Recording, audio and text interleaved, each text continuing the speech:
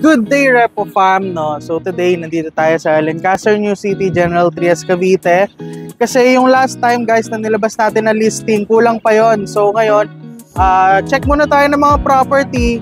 Kasi ang ginagawa namin, guys, check namin yung property before namin ilabas dun sa listing para makita namin kung ano na yung itsura ng property. So ngayon, mag-check tayo. Mga check natin is puro single attached unit.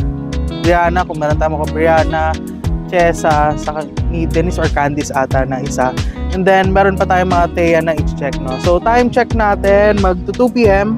So, tara, check natin yung mga available unit para makita. So, guys, dito tayo, yung first property na check natin. Okay naman yung location niya kasi malapit siya dun sa entrance. Yun lang yung entrance niya eh.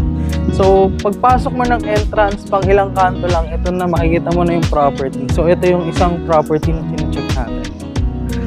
So, main road, Adel, naka-tiles naman, 4 bedrooms, 2 toilet and bath. So, abangan nyo to. Isa to sa ipapost natin. So, tara, next unit naman tayo.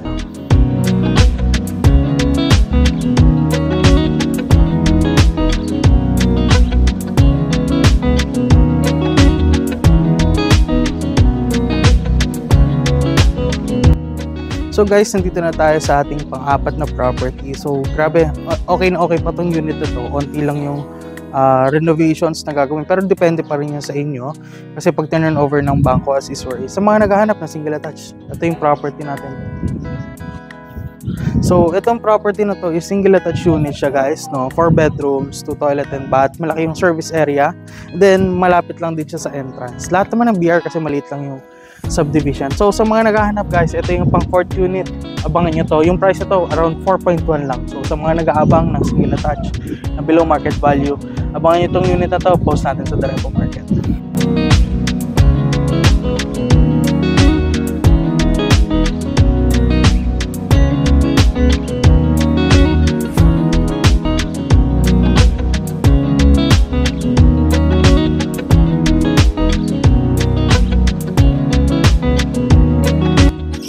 Guys, final unit natin, Adel.